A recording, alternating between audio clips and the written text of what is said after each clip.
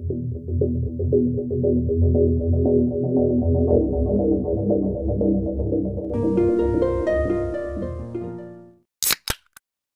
tahun 2001, seorang mahasiswi cantik ditemukan meninggal dunia dalam rumahnya di Hollywood, sesaat sebelum dia pergi berkencan dengan aktor kenamaan Ashton Kutcher. Saat itu polisi menduga pelakunya adalah pembunuh berantai karena korbannya terus bertambah. Sebelum kita masuk dalam kasusnya, jangan lupa untuk subscribe dulu.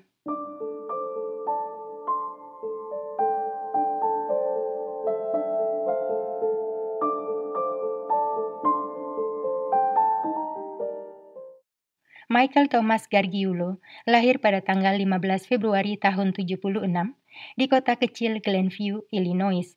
Dia bertumbuh dalam keluarga besar bersama 6 saudara kandungnya. Masa pertumbuhan Michael dilalui bersamaan dengan kehebohan kasus Ted Bundy, pembunuh berseri yang kontroversial pada masa itu.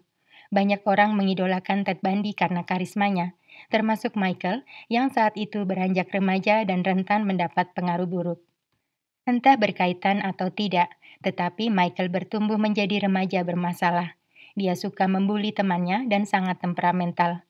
Emosinya tidak stabil dan cepat berubah-ubah. Dia suka berbohong dan sering membesar-besarkan masalah.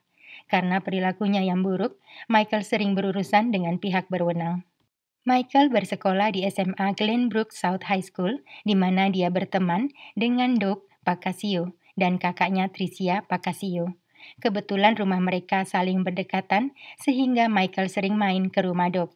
Tricia Pacasio adalah siswi teladan dan populer di sekolah. Dia aktif dalam berbagai kegiatan dan saat itu sudah diterima di Universitas Purdue ketika ajal datang menjemputnya. Peristiwa itu diperkirakan terjadi pada dini hari, tanggal 13 Agustus tahun 93, ketika Tricia diserang seseorang saat hendak memasuki rumahnya. Yang paling menyedihkan, jasadnya ditemukan oleh ayahnya sendiri dalam kondisi mengenaskan di depan rumah. Setelah kejadian itu, Michael sering datang ke rumah temannya Doug sambil membawa hadiah untuk keluarga Pacasio yang sedang berduka. Tetapi lama-kelamaan sikapnya makin aneh, hingga membuat keluarga Pacasio curiga Michael berkaitan dengan kematian Tricia. Karena keterbatasan teknologi forensik pada masa itu, bukti DNA pelaku yang didapat dari kuku Tricia tidak bisa diidentifikasi. Hingga 7 tahun kemudian, terjadi kasus pembunuhan serupa di negara bagian lain.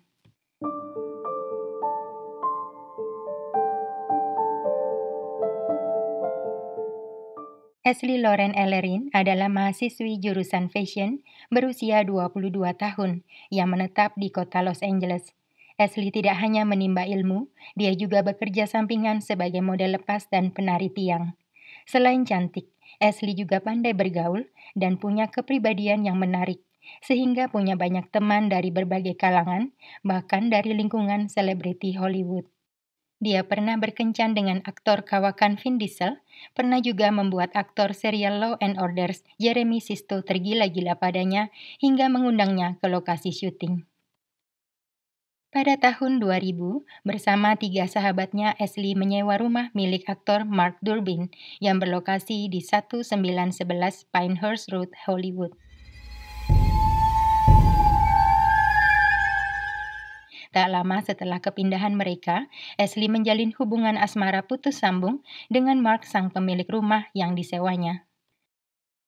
Pada akhir tahun 2000, Ashley berkenalan dengan Ashton Kutcher, aktor tampan yang sedang naik daun berkat perannya dalam serial TV yang sedang populer. Tidak ada hubungan spesial antara Ashley dan Ashton selain pertemanan. Pada tanggal 21 Februari tahun 2001, Ashton berniat mengajak Ashley makan malam setelah dia selesai menghadiri acara after party Grammy Award yang diadakan di rumah temannya. Ashton berjanji akan menjemput Ashley sekitar pukul 7:30 malam. Sebelum itu, Ashley menyempatkan waktu bermesraan dengan Mark Durbin di rumah. Kemudian Mark pulang dan meninggalkan Ashley sendirian. Sekitar pukul 8:30 malam, Ashton Kutcher menelpon Ashley untuk mengabarkan acaranya molor dan dia akan datang terlambat. Ashley yang saat itu baru saja selesai mandi tidak keberatan untuk menunggu. 2 jam berlalu pada pukul 10:15 malam. Aston mencoba menelpon Ashley, tetapi tidak ada respon. Meski sedikit ragu, tetapi Aston memutuskan untuk tetap datang menjemput Ashley di rumahnya. Setibanya di sana, Aston melihat semua lampu dalam keadaan menyala yang menandakan ada orang di rumah. Anehnya, setelah beberapa kali mengetuk, tidak ada orang yang membukakan pintu. Aston mencoba membuka kenop pintu, tetapi pintu dalam keadaan terkunci.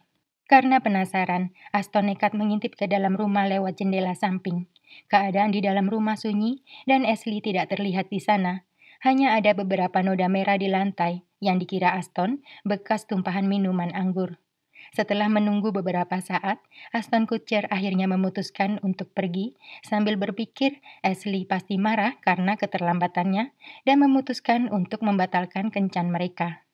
Padahal yang sesungguhnya terjadi tidak sesederhana perkiraan sang aktor. Keesokan harinya, Jennifer, teman satu rumah Ashley, baru pulang ke rumah. Begitu melangkah masuk, dia disambut pemandangan mengerikan. Ashley Ellerin meninggal dunia di depan kamar mandi. Jennifer yang ketakutan langsung menghubungi saluran darurat 911 untuk melaporkan kejadian itu. Petugas segera berdatangan dan memasang pita kuning di sekeliling kediaman Ashley Ellerin untuk mengamankan TKP. Hasil pemeriksaan forensik menyebutkan mahasiswi fashion itu meninggal dunia akibat hujaman sajam sebanyak 47 kali. Tetangga Ashley mengaku sempat mendengar suara teriakan pada pukul 8:30 malam, tetapi mereka tidak curiga karena mengira suara itu berasal dari pesta yang sering diadakan di rumah Ashley. Polisi kemudian meminta keterangan dari Mark Durbin dan Aston Kutcher, dua pria yang berinteraksi dengan Ashley pada hari kejadian.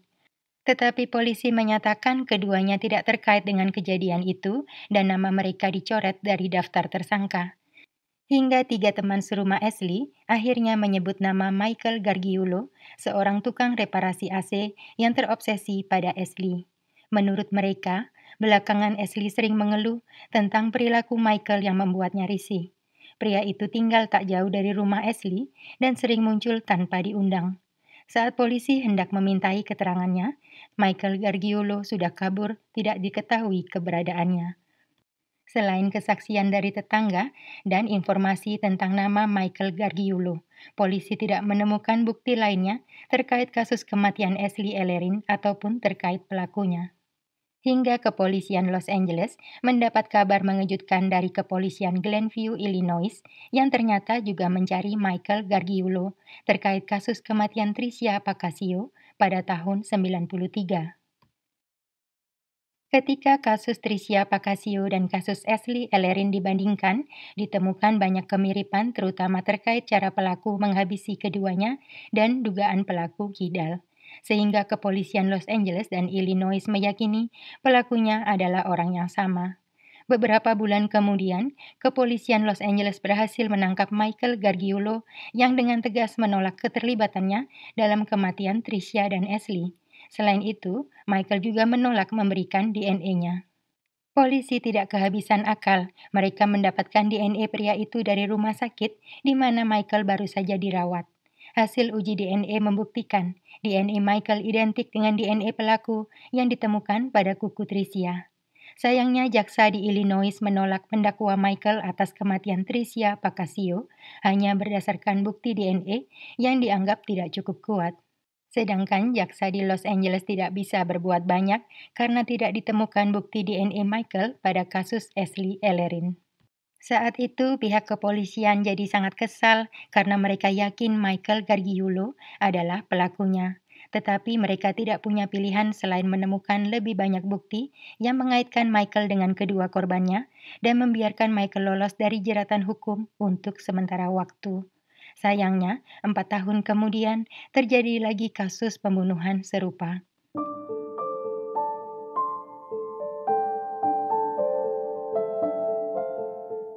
Pada tahun 2005, Maria Bruno, seorang wanita berusia 32 tahun, baru saja berpisah dari suaminya dan pindah ke apartemen yang berlokasi di timur kota Los Angeles bersama keempat putra-putrinya yang masih balita. Maria memilih tinggal di sana karena merasa komplek apartemen itu memiliki sistem keamanan yang baik. Tetapi 10 hari kemudian, tepatnya pada tanggal 1 Desember tahun 2005, suaminya menemukan Maria meninggal dunia dalam kondisi mengenaskan di dalam apartemennya. Pelaku diduga masuk dengan cara memecahkan jendela dan satu-satunya petunjuk yang berhasil ditemukan polisi adalah penutup sepatu medis berwarna biru. Awalnya polisi mencurigai Irving Bruno, suami Maria, tetapi namanya segera dicoret dari daftar tersangka dan dianggap tidak terkait dengan kasus itu. Para tetangga Maria justru mencurigai seorang pria yang juga tinggal di dalam kompleks tersebut. Perilaku pria itu dianggap aneh dan mencurigakan. Berdasarkan keterangan dari mereka, polisi membuat sketsa wajah pria itu yang ternyata tak lain adalah Michael Gargiulo. Sayangnya saat itu Michael sudah kabur dari lokasi, hingga kasus kematian Maria Bruno tidak terpecahkan hingga 3 tahun kemudian.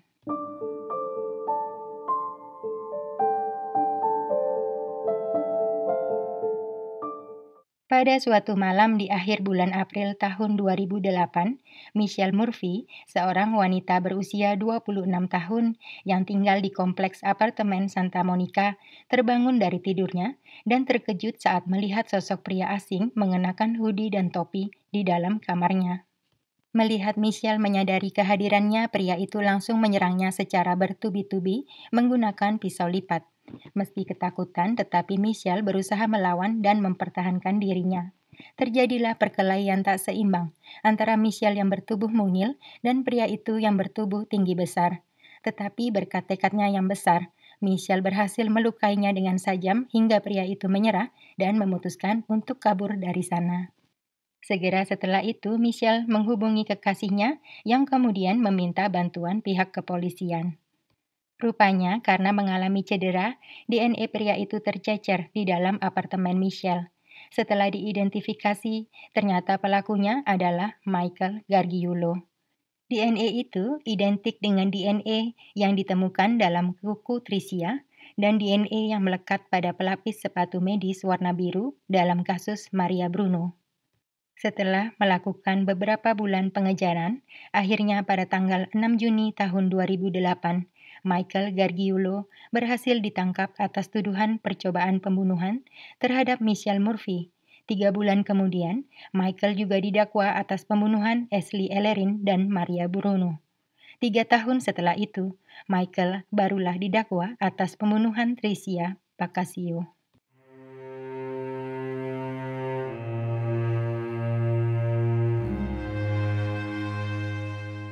Karena peristiwa terjadi di 2 negara bagian, Illinois untuk korban Tricia Pacasio dan California untuk korban Ashley Ellerin, Maria Bruno, dan Michelle Murphy, maka persidangan rencananya akan diadakan di 2 tempat. Dalam persidangan pertama yang diadakan di kota Los Angeles, Michael Gargiulo mengaku tidak bersalah atas semua tuduhan, dengan alasan klasik menderita gangguan kejiwaan. Akhirnya pada tahun 2021, Michael Gargiulo dinyatakan bersalah atas kematian Ashley Ellerin dan Maria Bruno, serta percobaan pembunuhan atas Michelle Murphy. Hakim menjatuhkan hukuman mati kepada Michael Gargiulo, sebuah hukuman yang setimpal dengan perbuatannya. Persidangan di Illinois untuk kasus kematian Tricia Pacasio hingga saat ini belum dilaksanakan. Tetapi atas aksinya, Michael Gargiulo terancam hukuman seumur hidup hingga 25 tahun tahanan bila terbukti bersalah.